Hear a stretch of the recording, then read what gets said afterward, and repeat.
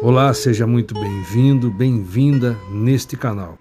E nós estamos fazendo aqui a leitura do segundo livro de Reis. Estamos lendo na edição de uma Bíblia King James atualizada. Se você quiser acompanhar, eu convido você a se inscrever no canal, se não for inscrito. Também deixa seu like, também clica ali no sininho para receber as próximas notificações das nossas próximas postagens, ok? Então, sem delongas, vamos para o conteúdo de hoje. Segundo livro de Reis, capítulo 7. Eliseu antevê fartura. Eliseu respondeu: escuta a palavra de Yahvé. Assim diz o Senhor: amanhã, por essas horas, na entrada de Samaria, tanto uma medida de farinha como 2 medidas de cevada serão vendidas por uma peça de prata.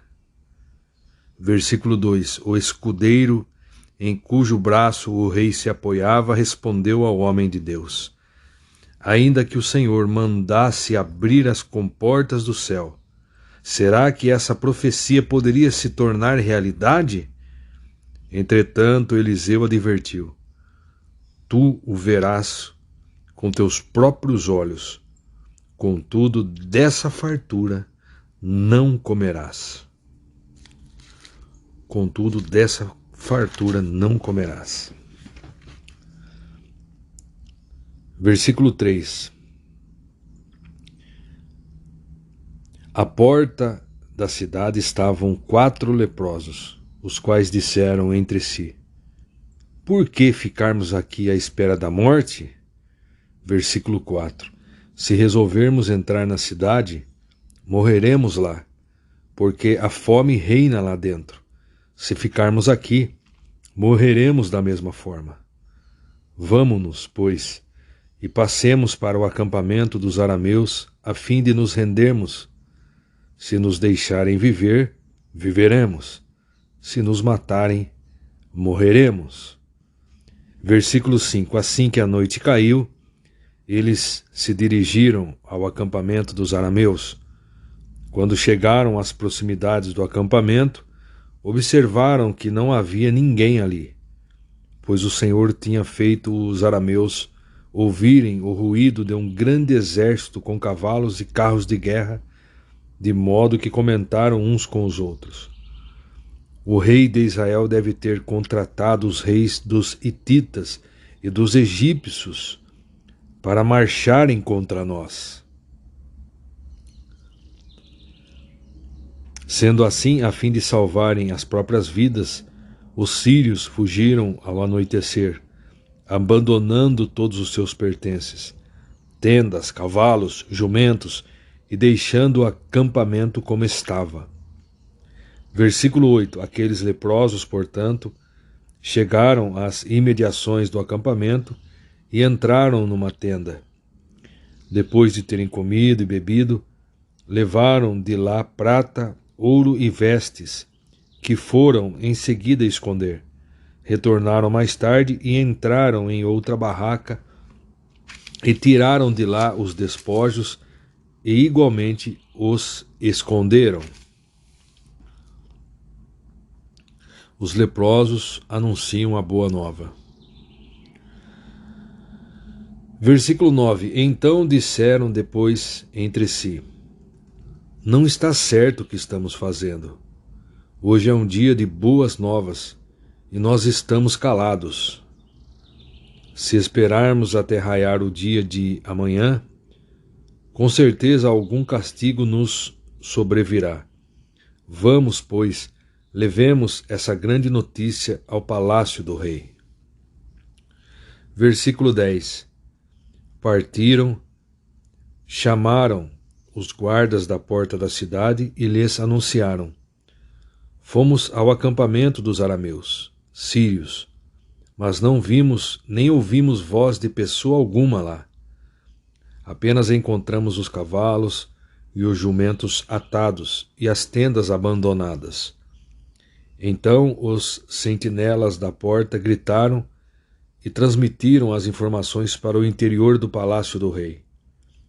Versículo 12. Versículo 12.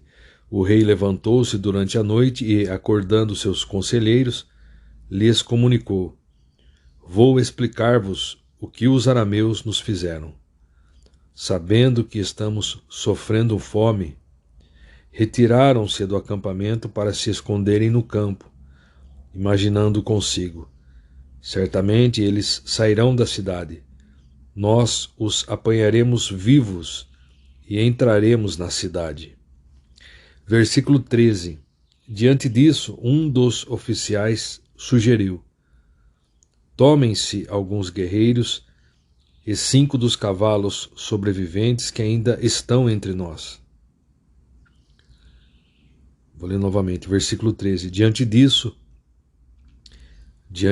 um dos oficiais sugeriu: tomem-se alguns guerreiros e 5 dos cavalos sobreviventes que ainda estão entre nós.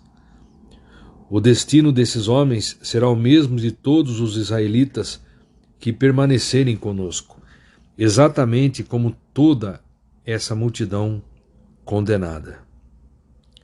Por essa razão, nós os mandaremos investigar o que aconteceu e veremos o que mais sucederá. Versículo 14. Assim, tomaram 2 carros de guerra com seus cavalos, e o rei os enviou atrás do exército dos arameus, ordenando aos condutores: ide e vede tudo quanto se passou. Versículo 15. Eles seguiram as pegadas do exército sírio até o Jordão e encontraram todo o caminho cheio de roupas e armas que os arameus haviam largado para trás, enquanto tratavam de fugir desesperadamente. Os mensageiros voltaram e relataram tudo ao rei. Versículo 16.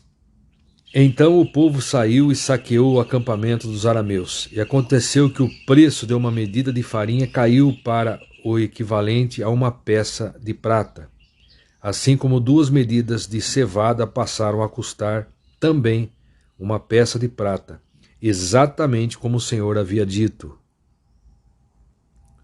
Versículo 17. Ora, o rei tinha destacado como sentinela na porta o escudeiro em cujo braço ele se apoiara.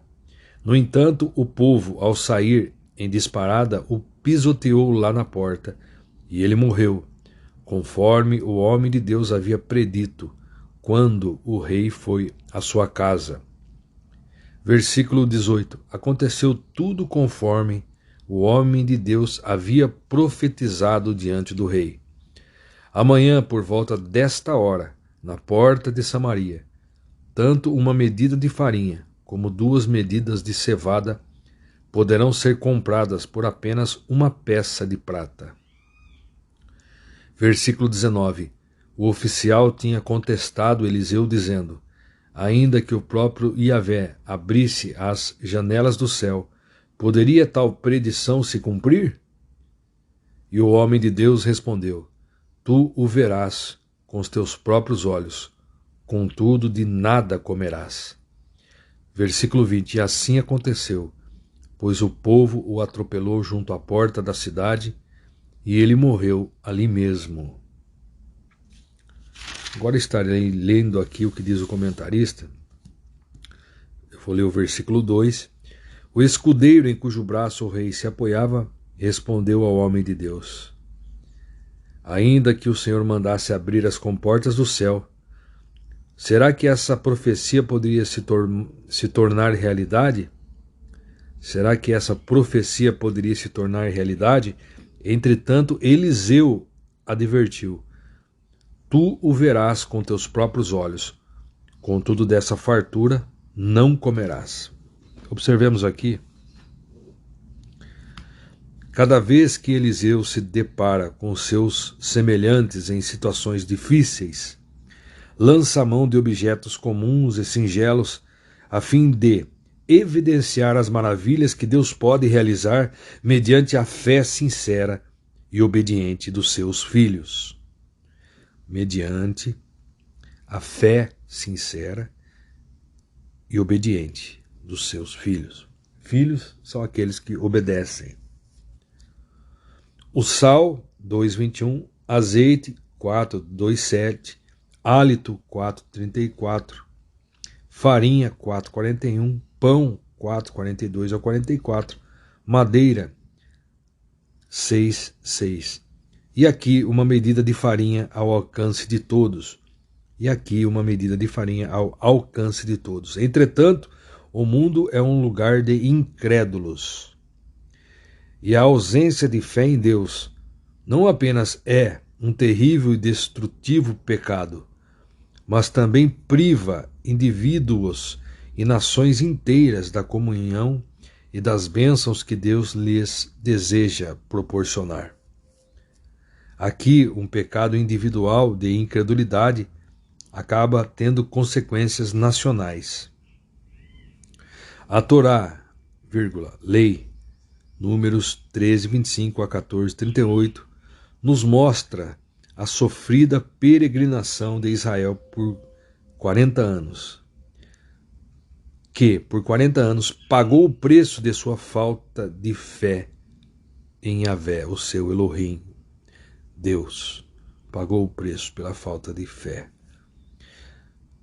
em Deus. Hebreus 3, 16, 19, Mateus 13, 58. Mateus 13, 58.